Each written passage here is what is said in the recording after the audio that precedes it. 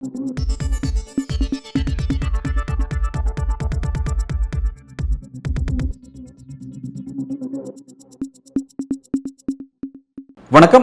மூத்த பத்திரிகையாளர் திரு மணி அவர்கள் இன்றைக்கு நம்முடன் அரசியல் பேச இணைந்திருக்கிறார். சார் வணக்கம் சார்.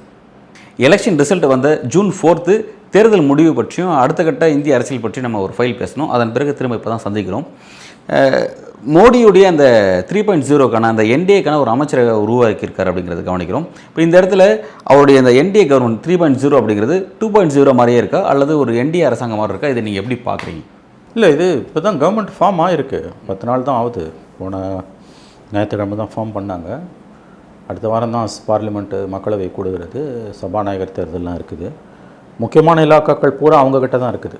பெரிய அளவில் ஒன்றும் மாற்றங்கள் 72 அமைச்சரவைகளில் மோடியோட பிரதமருடன் சேர்த்து 61 அமைச்சரவைகள் பிஜேபி கிட்ட தான் இருக்குது. 11 தான் எதிர்கட்சி கூட்டணி கட்சிகள்கிட்ட இருக்குது. முக்கியமான இலாக்காக்கள் எல்லாமே அவங்கக்கிட்ட தான் இருக்குது. எக்ஸப்ட் சிவில் ஏவியேஷன், விமான போக்குவரத்து தவிர, கனரக தொழிற்சாலை, இது தவிர மற்றது எல்லாமே பிஜேபி கண்ட்ரோலில் தான் இருக்குது. இது கிட்டத்தட்ட 2.0 மாதிரி தான் இருக்கும் என்று தான் நான் எதிர்பார்க்கிறேன். இப்போதைக்கு இது குறித்து இதை தாண்டி பெருசாக பேசுகிறதுக்கு எதுவும் இல்லை. நாடாளுமன்றத்தில் மக்களவை உறுப்பினர்கள் பதவியேற்று மக்களவை சபாநாயகர் பொறுப்பேற்று பட்ஜெட் ஜூலை 22 ஒரு மாதம் இருக்குது. பட்ஜெட் தாக்கல் செய்யப்பட்ட பிறகு தான் நம்ம இதை பற்றி அதிகமாக பேச முடியும். இப்பொழுதைக்கு இது குறித்து பேசுவதற்கு எதுவும் இல்லை. ஆனால் ஒன்று தெரிகிறது, கிட்டத்தட்ட 2.0 மாதிரி தான் இது இருக்கும். பெரிய அளவில் மாற்றங்கள் இருக்காது. பிஜேபியோட தான் தோன்றித்தனம், எதேச்சதிகாரம், மோடியின் அடாவடித்தனம், மோடியோட சர்வாதிகார அணுகுமுறைகள், மோடியுடைய எதேச்சதிகார அரசியல், இவையெல்லாம் அப்படியே தொடரும் என்பதற்கான அறிகுறிகள் தான் நன்கு தென்படுகின்றன. இதற்கு மாற்றாக வேறு ஏதாவது தென்படும் வரையில் நாம் முன்னேற்றம் இருக்கும், பெரிய அளவில் வித்தியாசங்கள் இருக்கும் என்று எதிர்பார்க்க முடியாது என்று தான் நான் கருதுகிறேன். ஒரு 14 ஆண்டுகளுக்கு முன்பு அருந்ததி ராய் காஷ்மீர் பற்றிய அந்த சப்ஜெக்ட் பேசினாங்க. அதுக்கு அவங்கள யூஏபிஏ சட்டத்தின் கீழே இப்போ கைது செய்கிறதுக்கான ஆக்டிவிட்டீஸை இந்த மோடியோட 3.0 ஒரு ஒர்க்கை ஆரம்பிச்சிருக்காங்கிறது கவனிக்கிறோம். இது எதிர்கட்சியில் கடுமையாக கண்டிக்கிறாங்க. இது ஒரு சப்ஜெக்ட். இப்போ அடுத்ததாக அமித்ஷா அண்மையில் ஒரு கூட்டம் நடத்தினார். அந்த கூட்டத்தில் என்டிஏனோட டைரக்டர்ஸு, பிறகு சிபிஐ, என்ஐஏவோட டைரக்டர்ஸ்லாம் வந்துருக்காங்க. அவங்க ஆல் ஓவர் இந்தியா ஃபுல்லாக எந்தெந்த ஸ்டேட்டில் எதிர்கட்சிகள் மீதான வழக்கெல்லாம் இருக்கோ எல்லா வழக்கிலும் அவர் எடுக்க சொல்லியிருக்காரு. அந்த மாதிரி தமிழ்நாட்டில் ஒரு 8 வழக்குகள் இருக்குது அப்படின்ற மாதிரி ஈடியிலேருந்து ஒரு 8 வழக்குகள் இருக்க மாதிரி அவரோட டேபிளுக்கு போயிருக்கு. அதெல்லாம் விரைவில் ஆக்ஷன்ஸ் எடுங்க அப்படின்னு சொல்லி ஒரு டைரக்ஷன்ஸ் கொடுத்துருக்காருங்கிறத அப்படிங்கிற விஷயங்கள்லாம் செய்தித்தாளில் ரிப்போர்ட் ஆகிருந்தது கவனித்தோம். அப்போ டுவோர்ட்ஸ் மோடியோட அந்த 3.0 2.0 மாதிரி தான் பயணிக்க போகுது அப்படின்னு பார்க்கலாமா? அப்படித்தான் நகரும், அப்படி தான் தெரியுது. அதாவது வரி குதிரைகள் தங்கள் வரிகளை எப்படி மாற்றிக்கொள்ளாதோ, சிறுத்தை புலிகள் தங்கள் புள்ளிகளை எப்படி மாற்றிக்கொள்ளாதோ, அதே போல் நரேந்திர மோடி தன்னுடைய குணாம்சத்தை மாற்றிக்கொள்ள மாட்டார். இன்னும் சொல்லப்போனால் முதல் 3 மாதங்களில் 100 நாட்களுக்குள் தான் பழைய மோடி தான், புதிய மோடிலாம் இல்லை, நான் எந்த விதத்திலையும் மாறவில்லை, கூட்டணி அரசியல் நிர்பந்தம் என்னை ஒன்றும் அடிபணிய வைக்கவில்லை, எனக்கு தோன்றியதைத்தான் செய்வேன் என்கின்ற தன்னுடைய எதேச்சாதிகார அரசியலை மீண்டும் நிறுவ பார்ப்பார். அதன் மூலம் எதிர்க்கட்சிகளுக்கும் ஊடகங்களுக்கும் நாட்டு மக்களுக்கும் தெளிவான ஒரு செய்தியை சொல்ல விரும்புவார். அது என்னவென்றால், நான் பலவீனமாகிவிட்டேன் என்று நினைக்காதீர்கள். மோடி 1.0லையும் 2.0லையும் எனக்கு மெஜாரிட்டி இருந்தது, இப்போ மெஜாரிட்டி இல்லை, அதனால் நான் கூட்டணி நிர்பந்தத்துக்கு கட்டுப்பட்டு நான் மற்றவர்களை மதிக்கக்கூடிய தன்மைக்கோ அல்லது ஜனநாயக பாதைக்கோ திரும்பி விட்டேன் என்று நினைக்க வேண்டாம். எனக்கு தோன்றியதை முதல் 2 ஆட்சி காலங்களில் 10 ஆண்டுகளில் நான் எப்படி செய்தனோ அதையே தான் இப்பொழுதும் செய்வேன். எவருடைய கட்டுப்பாட்டிலும் நான் இல்லை. முக்கியமான விஷயங்களில் என்னுடைய அணுகுமுறை கடந்த 10 ஆண்டுகளில் எப்படி இருந்ததோ அப்படியே தான் இப்பொழுதும் தொடரும் என்பதை முதல் 100 நாட்களுக்குள் அவர் நிறுவுவார் என்று தான் நான் கணிக்கிறேன். இந்த கணிப்பு பொய்யானால் நான் மகிழ்ச்சி அடைவேன். பெரும்பான்மை இழந்திருக்க மோடி தான் ஏற்கனவே பெரும்பான்மை இருந்தபோது 1.0 எப்படி இருந்தமோ 2.0 எப்படி இருந்தமோ அதே மாதிரி பயணிப்பார் அப்படின்னு நீங்கள் குறிப்பிடுறீங்க. அப்படின்னா அப்போ அந்த மாதிரி பயணிக்கிறதுக்கு இப்போ என்டிஏல இருக்கக்கூடிய மற்ற தலைவர்கள் அந்த மாதிரி அவர் அலோவ் பண்ணுவாங்களா அல்லது கடிவாளம் போடுவாங்களா? எப்படி பார்க்கலாம்? கடிவாளம் போடுறதும் போடாததும் அவங்களுக்கு இருக்கக்கூடிய வசதி வாய்ப்புகளை பொறுத்தது. அவங்கள தொடமாட்டார். உங்களை நான் தொடலை, மற்றதை பற்றி உங்களுக்கு என்ன கவலைன்னா அவங்க அமைதியாக போயிட போகிறாங்க. நிதிஷ்குமாரும் சந்திரபாபு நாயுடுவும் யோகிய சிகாமணிகள் கிடையாது. கடைந்தெடுத்த சுயநல சந்தர்ப்பவாத அரசியல்வாதிகள். வெளிப்படையாக நாடாளுமன்ற மைய மண்டபத்தில் என்டிஏ கூட்டம் முடிஞ்சோடனே பிரதமர் காலை தொடராரு நிதிஷ்குமார். அதுதான் நிதிஷ்குமார். வரக்கூடிய காலங்கள் எப்படி இருக்கும், sign of things to come ஆங்கிலத்தில் சொல்லுவாங்க. வரக்கூடிய நாட்கள் எப்படி இருக்கும் என்பதற்கு கட்டியங்கூறும் நிகழ்வு தான் மோடி காலில் போய் நிதிஷ்குமார் விழுந்தது. கடந்த காலங்கள் அவர் விழுந்தது கிடையாது. வாஜ்பாய் காலில் கூட விழுந்தது கிடையாது. மோடி காலில் விழுறாரு. ஏன்? அங்கே 78 எம்எல்ஏ வச்சு தான் 42 எம்எல்ஏ இருக்க நிதிஷ்குமார் வண்டி ஓடுது. இன்னும் 1 வருஷம் அங்கே ஆட்சி இருக்குது. 1 வருஷம் முதலமைச்சர் பதவியை விட்டு கொடுப்பார் அவர். அவர் கண்ணசைவில் க்ஷண நேரம் அவர் மனசில் மோடியை கவுக்கணும்னு எண்ணம் தோன்றி மறைந்தால் கூட பீகாரில் ஒரு ஆட்சி கவிழ்க்கப்படும். மிச்சம் 12 நம்பரை மோடி மேனேஜ் பண்ணிட்டாரா நிதிஷ்குமார் சிறைக்கு போவார். அரவிந்த் கெஜ்ரிவால், ஹேமந்த் சோரன் கதை தான் நிதிஷ்குமாருக்கு. அதனால் நிதிஷ்குமார் வந்து கவுத்துருவார், சந்திரபாபு நாயுடு கவுத்துருவாருலாம் கனவு கூட காணாதீங்க. சந்திரபாபு நாயுடுக்கு இன்னும் நெருக்கடி அதிகம். ஆந்திரா அரசாங்கம் திருவோடு ஏந்திக்கிட்டு இருக்கு. இன்றைக்கி இந்தியாவிலேயே பிச்சைக்கார மாநிலம்னா அது ஆந்திர பிரதேசம் தான். கடந்த பல ஆண்டுகளாக அவர்களுடைய நிதி நிலைமை என்பது மிக மிக மோசமாக இருக்கிறது. மத்திய அரசு உதவி செய்யவில்லை என்றால் மாத ஓய்வூதியம், மாத ஊதியம் இது ரெண்டுமே கொடுக்க முடியாது. அமராவதி புதிய தலைநகரம் கட்டிக்கிட்டு இருக்காங்க, அதுக்கு நிதி உதவி இருக்காது. பல தேர்தல் வாக்குறுதிகளை கொடுத்துட்டார், எல்லாமே ஸ்தம்பிச்சிடும். ஆந்திர பிரதேச அரசு மோடி கையை விரித்தார் என்றால் ஸ்தம்பித்து நின்றுவிடும். ரெண்டாவது, சந்திரபாபு நாயுடு கிட்ட 16 எம்பிஸ், அங்கே ஜெகன் ரெட்டி கிட்ட இருக்கக்கூடிய 4 எம்பிஸ் வழியை வந்து மோடிக்கு நாங்கள் ஆதரவு கொடுப்போன்ட்டான். இப்போ நாளைக்கு ஒரு நெருக்கடினா 16ல் 4 போனால் 12 தான். அந்த 12 வெளியில் மேனேஜ் பண்ணிட்டாங்கன்னா முடிஞ்சது கதை. நன்றாக நினைவில் வைத்துக் கொள்ளுங்கள், நரேந்திர மோடிக்கு சந்திரபாபு நாயுடுவும் நிதிஷ்குமாரும் எவ்வளவு தேவையோ அதை விட அதிகமாக இந்த 2 பேருக்கும், நாயுடுவுக்கும் நிதிஷ்குமாருக்கும் மோடி தேவை, அவங்க மாநிலத்தில் வண்டியை ஓட்டுறதுக்கு. நரேந்திர மோடி அரசுக்கு கடந்த 2 ஆட்சி காலங்களில் இருந்த லாபகரமான மகிழ்ச்சியான சூழ்நிலை என்பது இப்பொழுது இல்லை என்பது உண்மை. கம்ஃபர்டபுள் ஜோனில் அவங்க இல்லை, பட் ரொம்ப நெருக்கடியான கட்டத்துலேயும் அவங்க இல்லை. முதல் 6 மாதங்களை அவங்க வந்து கன்சால்டேட் பண்ணிட்டாங்கன்னா மெஜாரிட்டியாக கூட இது மாறலாம். இது எப்படி வேணால் எல்லா அட்டுழியங்களையும் அவங்க செய்யக்கூடியவர்கள். இப்போதைக்கு இந்த கவர்மெண்ட்டுக்கு எந்த ஆபத்தும் கிடையாது. ஏன்னா 272 நம்பர்ஸில் 297 வரைக்கும் அவங்களுக்கு இருக்குது. 3 கட்சிகள் அவங்க சேர்ந்தாலே அவங்களுக்கு மெஜாரிட்டி வந்துடுது. 240 பிஜேபிக்கு, நிதிஷ்குமாரோட 12, நாயுடுவோட 16, 28, சிராக் பாஸ்வானோட 5, 33 சேர்ந்தாலே 272 தான் நம்பர். ஷிண்டேலாம் 7 எம்பி, என்ன குதிச்சாலும் போக முடியாது மோடியை விட்டு. போகணுன்னு நினச்சாருன்னா அடுத்த நாள் ஜெயிலில் இருப்பார், குடும்பத்தோடு ஜெயிலில் இருப்பார். அதனால் கனவெல்லாம் காண முடியாது. ஸோ அந்த 7 சேர்த்தாலே 280 வந்துடுது டு பி ஃப்ராங்க். மிச்சம் 17 எல்லாம் வந்து போட்டி போட்டுட்டு தான் ஆதரிக்கிறான். வெளியில் இருக்க 17ல் ஒரு 4 பேர் எந்த கட்டத்துலையும் போக மாட்டான் பிஜேபிக்கு, ஆன்டி பிஜேபி.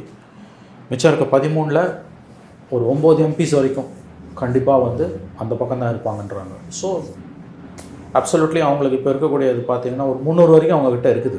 ஆனால் இழுத்து பிடிக்கணும். இப்போ 2014, 19 மாதிரி இஷ்டம் போல் பிஜேபிக்கு மெஜாரிட்டி இருந்தப்போ ஆடின ஆட்டத்தை இப்போ ஆட முடியாது, கஷ்டப்பட்டு ஆடலாம். இஷ்டம் போல் ஆட முடியாது, கஷ்டப்பட்டு ஆடலாம். 6 மாதத்தில் கன்சல்டேட் பண்ணாங்கன்னா பழைய அட்டூழியம் தொடரும். இவங்க 2 பேரும் தெரிஞ்சு தான் தங்களை விரும்பி போய் நிதிஷும் நாயுடுவும் காவு கொடுத்துட்ருக்காங்க. ஒரு வருஷத்தில் இப்படியே போச்சுன்னா இந்த 2 பேரையும் மோடி கபலீகரம் பண்ணிவிடுவார். ஒன்று இவங்க மோடியை கட்டுப்பாட்டுக்குள்ளே வைக்கணும், அல்ல மோடி இவங்களை கபலீகரம் பண்ணிடுவார். 2ல் ஒன்று தான் நடக்கும். மியூச்சுவல் ரெஸ்பெக்டில் இது ஓட வாய்ப்பே கிடையாது. தன்னை ஆதரிப்பவர்களை கண்ணியமாக நடத்தக்கூடிய, அவர்களுடைய சுயத்தன்மையை அழிக்காமல் அவர்களை சுயம்புவாக இயங்க வைக்கக்கூடிய மனப்பான்மை அமித்ஷா மோடிக்கு கிடையவே கிடையாது. இந்த 2 பேரும் ஒரு வருஷம் ஆதரிச்சாங்கன்னா, இப்படியே கவர்மெண்ட் ஓடிச்சுன்னா, ஒரு வருஷம் முடியும் போது 1வது ஆண்டு விழாவை மோடி அரசு 3வது மோடி அரசு கொண்டாடும் போது நிதிஷ்குமாரும் நாயுடுவும் மோடியின் பரிபூர்ண அடிமைகளாக மாறி இருப்பார்கள். எழுதி வச்சுக்கோங்க. ஆனால் அவங்களுக்கு வேறு வழி இல்லை. இன்றைக்கி விட்டுட்டு அவங்க இந்தியா கூட்டணி வர முடியாது. ஏன்னா அவங்க இந்தியா கூட்டணி வந்தாலும் 233 தான். இவங்க வந்தாங்கனால 28, அப்பையும் 261 தான், 12 மார்க்கு டவுனு. அதனால் நம்பர்ஸ் வந்து மோடிக்கு தான் சாதகமாக இருக்குது. இதுதான் இதில் இருக்கக்கூடிய சுச்சுவேஷனு. தாங்கள் கபலீகரம் செய்யப்படுவோம் என்பதை நன்கு அறிந்தே நாயுடுவும் நிதிஷும் மோடியை ஆதரித்து கொண்டிருக்கிறார். ஓகே, அவங்க 2 பேரும் மோடி இந்த அளவுக்கு ஆதரிக்கிறதுக்கான காரணம் வந்து ஸ்டேட்டில் தங்களோட நிலைமை, அவங்களோட வாக்குறுதி, அவங்களோட ஆட்சியை தொடர்ச்சியாக கொடுக்கணும் அப்படின்ற ஒரு இக்கட்டான சூழல் அவங்களுக்கு இருக்குது. இந்த விஷயத்துக்காக இந்த விஷயத்தில் அவங்க இந்த ஸ்டேட்டில் அந்த விஷயத்துக்காக சென்ட்ரல் அவங்க இறங்கி போகிறாங்க அப்படின்னா, நாளைக்கு அவங்க கட்சி ஒரு கட்டத்தில் அவங்க விட்டு போகிற மாதிரி ஏதாவது நாளைக்கு மோடி எல்லாத்தையும் கபலீகரம் பண்ணக்கூடிய இடத்துக்கு அவர் நகராருன்னா, அப்போ அவங்க நாளைக்கு என்ன முடிவு டுவர்ட்ஸ் ஒரு முடிவு எடுக்க முடியாது. 5 வருஷம் கவர்மெண்ட்டை காப்பாற்றினா போதுன்ற முடிவு வந்துடுவாங்க. மோடி மொத்தமாக கபலீகரம் பண்ண மாட்டார். நீக்கு போக்கா பட்டும் படாமல் தொட்டும் தொடாமல் கபலீகரம் பண்ணுவார். 5 வருஷம் அவங்க கவர்மெண்ட் அங்கே ஓடும். ஆனால் மோடியின் அடிமையாக அது ஓடும். முதல் 1 வருஷம் அவங்களுக்கு ஒரு லெவரேஜ் இருக்கும் மோடிக்கிட்ட. அதுக்கப்புறம் 1 வருஷம் முடியும் போது அது போயிடும். இது அவங்களுக்கும் நல்லா தெரியும். தெரிஞ்சு தான் அவங்க இந்த விளையாட்டு ஆடுறாங்க. வெக்கங்கட்டு போய் மோடி காலை தொட்டு கும்பிட்றாரு நிதிஷ்குமார். அப்போ அது மூலம் அவன் சொல்லக்கூடிய செய்தி என்ன? நிதிஷ் செக்கு வச்சார், நிதிஷ் ஆப் வச்சார், நிதிஷ் மோடிக்கு கெடு வச்சாருன்னெலாம் புத்தி இல்லாமல் எழுதுறானுங்க, பேசுகிறானுங்க தமிழ்நாட்டில் இருக்க ஊடகத்தில். அங்கே இருக்க இன்னொரு டைனமிக்ஸ் தெரியுமா அவனுங்களுக்கு? காலில் விழுறானுங்க, வாஜ்பாய் காலில் விழாதவர், மோடிக்கு சீனியர் நிதிஷ்குமார், எமர்ஜென்சியில் ஜெயபிரகாஷ் நாராயணோட இருந்தவருங்க, ஸ்டூடெண்ட்ஸ் பாலிடிக்ஸில் இருந்து சிறைக்கு போனவர் அவசர நிலை காலத்தில். மோடி டீ ஆத்தின்னு இருக்கும்போது, இல்லாத ரயில்வே ஸ்டேஷனில் இல்லாத டீ கடையில் டீ ஆத்தின்னு இருக்கும்போது, என்டையர் பொலிட்டிக்கல் சயின்ஸ் படிச்சுட்டு இருக்கும்போது சிறைச்சாலையில் சுதந்திரத்துக்காக போராடிய, கருத்துரிமைக்காக போராடிய, ஜனநாயகத்துக்காக போராடிய, சர்வாதிகாரத்துக்கு எதிராக போராடிய இளைஞனாக சிறையில் இருந்தவர் நிதிஷ்குமார். இன்றைக்கி அவர் நிலைமையை பாருங்கள். மோடி காலில் தொட்டு கும்பிட்றாரு. அங்கே 78 எம்எல்ஏ நம்பி தான் ஒரு வண்டி ஓடுது. அங்கே மகனை மொள்ளமாக அரசியலில் கொண்டு வந்துட்டார். 12 எம்பிஸை ஒரு வருஷம் முடியும் போது மோடி காலடியில் உட்கார வைக்கிறதுக்கு அவர் தயங்கவே மாட்டார். இந்த டைனமிக்ஸ்லாம் புரியாமல் இங்கே பேசிகிட்டு இருக்காங்க. ஒன்று தெரிஞ்சுக்கோங்க, கூட்டணி அரசு வாஜ்பாய் பீரியடில், மொரார்ஜி தேசாய் பீரியடில், மன்மோகன் சிங் பீரியட்லலாம் கூட கூட்டணி அரசுகள் ஆதரிக்கக்கூடிய கூட்டணி கட்சிகளுக்கு 2 விஷயம் இருக்கும். ஒன்று பொலிட்டிக்கலாக அவங்க பவர்ஃபுல்லாக இருப்பாங்க, அவங்கக்கிட்ட நம்பர்ஸ் பவர்ஃபுல்லாக இருக்கும். இங்கே ரெண்டுமே இல்லை. இன்னொன்று, வாஜ்பாயோ மன்மோகன் சிங்கோ பல கூட்டணி கட்சிகளை நம்பி இருந்தாங்க. இவர் 3 கட்சி இருந்தாலே அவருக்கு போதுன்ற லெவலில் இருக்கார். நாயுடு, நிதிஷ், சிராக் பாஸ்வான் 3 பேர் சேர்ந்தாலே 33. ரெண்டாவது, இவங்கெல்லாம் பெரிய பொலிட்டிக்கல் ஸ்டார் வாட்ஸ் கிடையாது. இவர்கள் பெரிய அரசியல் தலகர்த்தர்கள் கிடையாது. ஓகே, இப்போ நிதிஷ் வந்து ஸ்டேட்டில் ரொம்ப வீக்காக இருக்கார். பட் இந்த பக்கம் நாயுடு அப்படி வீக்காக இல்லை. அவர் கொஞ்சம் ஸ்ட்ராங்காக தான் இருக்கார். ஆனால் மோடி இல்லைன்னா அவர் வந்து டப்பா டான்ஸ் ஆங்க மன்னிக்கணும். திருவோடி இருந்ததுங்க ஆந்திர அரசு கடனில் தான் ஓடிட்டு இருக்கு. ரிசர்வ் பேங்க் ஆஃப் இந்தியா வெப்சைட்டை போய் பாருங்கள். ஆந்திரா கவர்மெண்ட்டோட லட்சணம் சந்தி சிரிக்குது. மாதந்தோறும் அரசு ஊழியர்களுக்கு ஊதியம் மற்றும் ஓய்வூதியம் கொடுப்பதற்கு திண்டாடுகிறது, திருவோடு ஏந்திருக்கிறது ஆந்திர பிரதேச அரசு. மோடி அரசு 1 மாதம் கைவிட்டால் நாயுடு தெருவில் நிற்பார். கலகம் வெடிக்கும் ஆந்திர தெருக்களில். கஜானா காலி.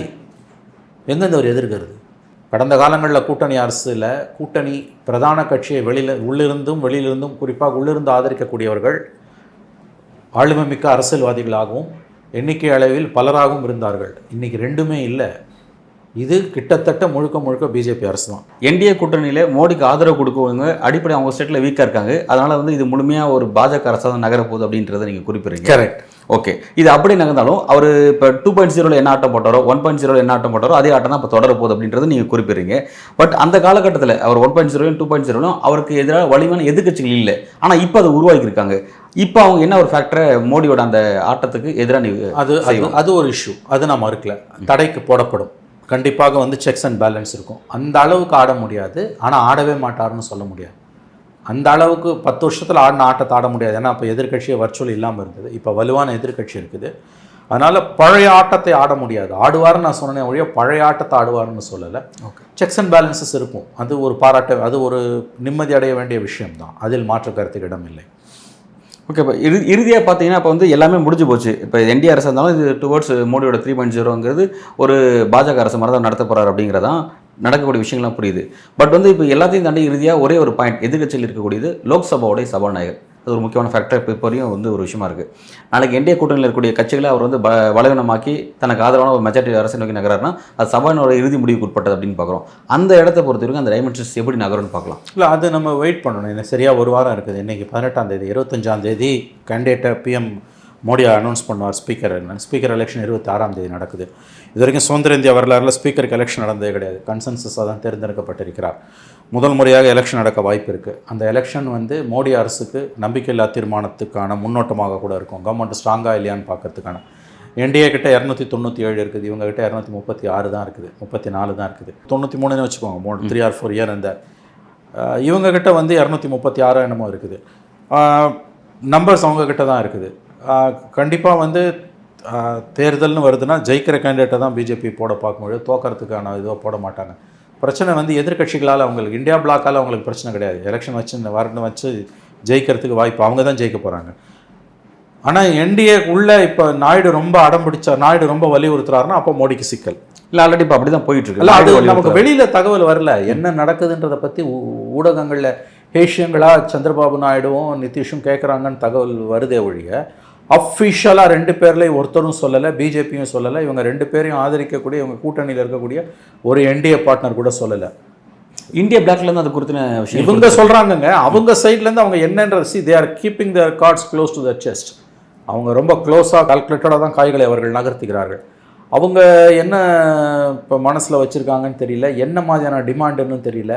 இப்போ வந்து சந்திரபாபு நாயுடு கேண்டிடேட்டை நிறுத்துறாருன்னா நாங்கள் ஆதரிக்கிறோன்னு இந்தியா பிளாக் சொல்கிறாங்க. இந்தியா பிளாக்கில் சஞ்சய் நிருப்பம் சொல்லியிருக்காரு, ராகுல் காந்தி ஒன்றும் சொல்லலை. இல்லை, அவங்க அதை எப்படி சொல்கிறாங்க அப்படின்னா, அதாவது துணை சபாநாயகர் எதிர்கட்சியில் நீங்கள் கொடுத்துருங்க, சபாநாயகருங்கிறது நீங்கள் தான், அதில் மாற்றுறது எதிர்கட்சியில் நீங்கள் கொடுத்துருங்க. நீங்கள் எதிர்கட்சியில் கொடுக்க மறுத்தீங்கன்னா, ஏன்னா கடந்த காலத்தில் அது துணை சபாநாயகர் இல்லாமல் நீங்கள் பார்லிமெண்ட் நடத்துறீங்க, அதனால் இப்போ அதை எங்களுக்கு கொடுங்க. அப்படி கொடுக்க மாட்டோம் சொன்னீங்கன்னா சபாநாயகருக்கு நாங்களும் போட்டியில் நாங்கள் எங்கள் ஆளை நிப்பாட்டும், சந்திரபாபு நாயுடுல நிற்க சொல்லி நாங்கள் எங்கள் ஆதரவு முழுசாக தாங்க தருவோம் அப்படின்றது ஓப்பனாக சொல்கிறாங்க. அப்படின்னு சிவசேனா சொல்லியிருக்குது, காங்கிரஸ்லேருந்து சொல்லலை, மற்ற கட்சிகள் சொல்லலை. சரி, சிவசேனாவை வந்து இந்தியா கருத்து நம்ம எடுத்துக்கிட்டாலும் அதில் இருக்க சிக்கல் என்னென்னா, இப்போ சந்திரபாபு நாயுடு அவங்க நிறுத்தினாங்கன்னா என்டிஏக்குள்ளேயே அவங்களுக்கு ஆதரவு வந்துடும். இவங்க ஆதரவே தேவையில்லை அவங்களுக்கு. அது அது அந்த அந்த லாஜிக்கே அங்கே அடிபட்டு போகுது. நாயுடு தான் அங்கே வந்து ஸ்பீக்கர் போஸ்ட்டை கேட்குறாருன்றது பரவலாக இருக்கக்கூடிய செய்தி, அதிகாரப்பூர்வமாக வராட்டியும்.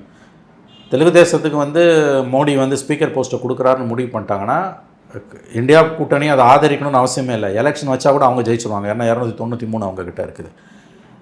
அப்படி வச்சு ஜெயிச்சு வந்துட்டாங்கன்னா வந்து டெப்டி ஸ்பீக்கரை இவங்களுக்கு கொடுக்கணும்னு ஒன்று அவங்களுக்கு வந்து அது ஒரு மரபு தானே, கட்டாயம் கிடையாது உங்களுக்கு வந்து.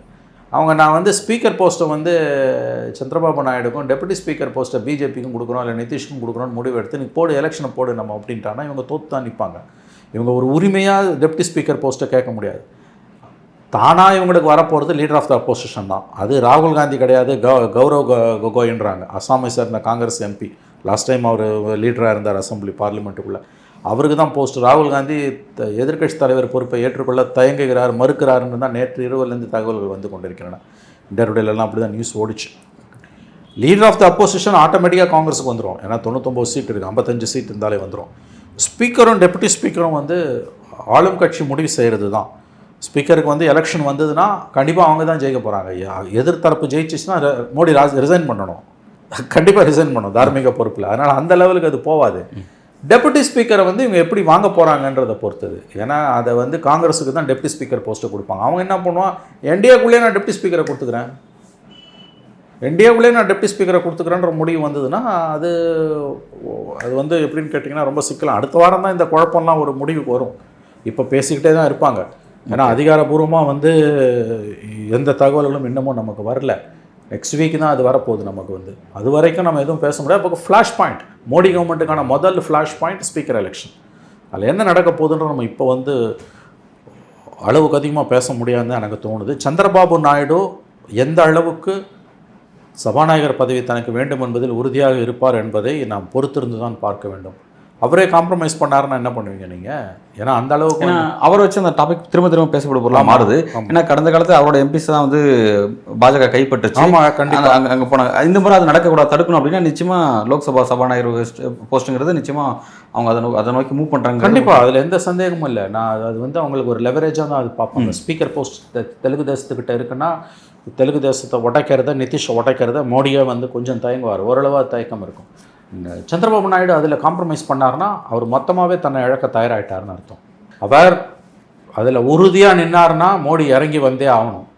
எனக்கு மந்திரி பதவி கூட வேணாம், என் மாநிலத்துக்கு பேக்கேஜ் ஸ்பீக்கர் போஸ்ட், இது 2 தான் நான் கேட்குறேன்ற முடிவு வந்துட்டாருன்னா அது இதில் மட்டும் காம்ப்ரமைஸ் இல்லை. இல்லைனா நான் வெளியிலேருந்து ஆதரவு கொடுக்குறேன்னா ஒரு பொலிட்டிக்கல் ப்ரெஷர் ஆகிடும் பிஜேபிக்கு. அந்த லெவலுக்கு மோடி போவாரான்றது தெரியல. ஆனால் மோடி எந்த எல்லைக்கும் போவார், அதையும் நீங்கள் பார்க்கணும். இதில் நிதிஷுக்கும் சந்திரபாபு நாயுடுக்கும் நடுப்புற ஒரு மோதல் வந்திருக்குன்றாங்க. நிதிஷ் ஸ்பீக்கர் போஸ்ட்டை கேட்குறாருன்றாங்க. பிஜேபி வந்து நிதிஷையும் நாயுடுவையும் எதிரெதிராக மோத விட்டுக்கிட்டு இருக்குன்றாங்க. இந்த பிரச்சனையும் வந்துகிட்டு இருக்குது.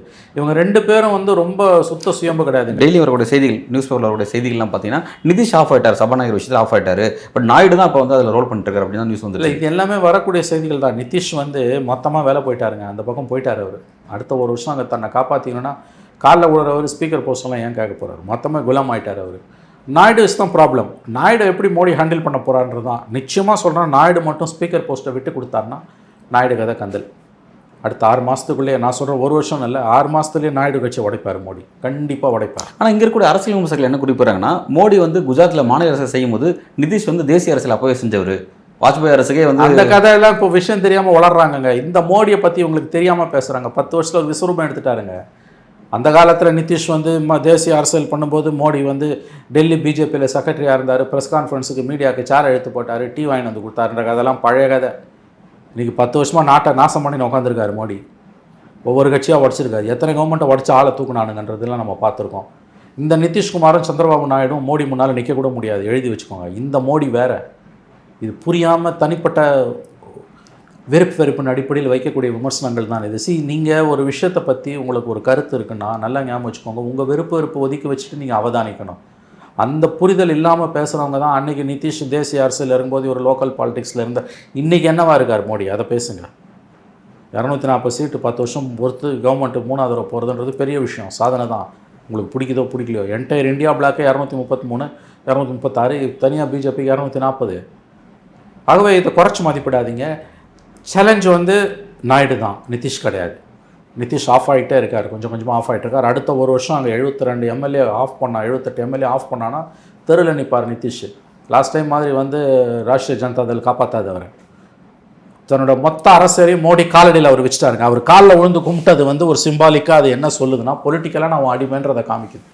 முந்தி மாதிரி 10 வருஷமாக இங்கேயும் அங்கேயும் பல்டிமாமா லல்லுக்கிட்ட இருந்துட்டு மோடிக்கிட்ட ஓடுறது, மோடிக்கிட்ட இருந்துட்டு லல்லுக்கிட்ட ஓடுறது, லல்லுவை காமிச்சு மோடிக்கிட்ட வாங்குறது, மோடியை காமிச்சு லல்லுக்கிட்ட வாங்குறது. இந்த கேடுகட்ட அரசியலை இனிமேல் நிதிஷ் பண்ண முடியாது. அவர் பிஜேபியின் தொங்கு சதையாக மாறிவிட்டார், எழுதி வைத்து. ஒருவேளை நாளைக்கு நிதிஷ் லோக்கலில் பாஜக அங்கே பீகாரில் நான் ஆர்ஜேடி கூட பயணிக்க போகிறேன் அடுத்துன்னு ஒரு முடிவு எடுத்தார்னா அது ஆர்ஜேடி வரவேற்காதா? இந்தியா கூட்டணி சத்தியமாக வரவேற்க மாட்டாங்க. அந்த ஸ்டேஜ் தாண்டி போயிடுச்சு, அந்த ஸ்டேஜ் தாண்டி போயிடுச்சு. ஏன்னா அடுத்த வருஷம் அங்கே எலெக்ஷன். இன்னொரு தடவை நிதிஷ் எவனாவது கூட சேர்த்துக்கிட்டாங்கன்னா ஜனங்க அவர்களை மிக மிக மோசமாக கையாளுவார். என்னங்க சார் நீங்கள் இப்படி சொல்லிட்டீங்க? அவர் தான் இன்றைக்கி 12 MP பீகாரில் வச்சிருக்காரு. இந்தியா கூட்டணி இப்போ இன்னொரு தடவை போனார்னா அது கந்தல் கதை அது. அவருக்கு மக்கள் மத்தியில் ஒரு ஆதரவு இருக்குன்றது உண்மை. இன்னொரு தடவை போக முடியாது. ஒரு வருஷத்துல அங்கே எலெக்ஷன் இருக்குங்க. ஆனால் அவர் எலெக்ஷன் ரிசல்ட்டை பார்க்கும்போது அவர் இங்கே மாறி மாறி போகும்போது அதோட அவருக்கு ஒரு வாய்ஸ் இருக்குன்றதை நான் மறுக்கல. பெண்கள் மத்தியில் குறிப்பாக அவருக்கு செல்வாக்கு இருக்குது. இத்தனை பல்ட்டி அடிச்சும் திரும்ப 12 சீட்டு ஜெயிச்சது சாதனை. இனிமே பண்ண முடியாது. ரெண்டாவது, இமீடியட்டாக அடுத்த ஒரு வருஷத்துக்கு தன்னோட பதவியை காப்பாற்றணும்னா, ஏங்க அவருக்கு 42, பிஜேபிக்கு 78ங்க. ஒரு நாள் அவரால் ஆள முடியாது. ஆகவே அவரால் பிஜேபி ஆதரவு இல்லாமல் அங்கே ஒரு நாள் கூட முதலமைச்சராக நீடிக்க முடியாது. இன்னும் ஒரு வருஷம் சிஎம் போஸ்ட் இருக்குது. அதை எவனாவது இழக்க விரும்புவானா? ஆகவே மோடியின் மொத்த அடிமையாக, குலாம்னுவாங்க, அடிமையாக மாறிவிட்டார் நிதிஷ்குமார். நன்றி அன்பு, நன்றி.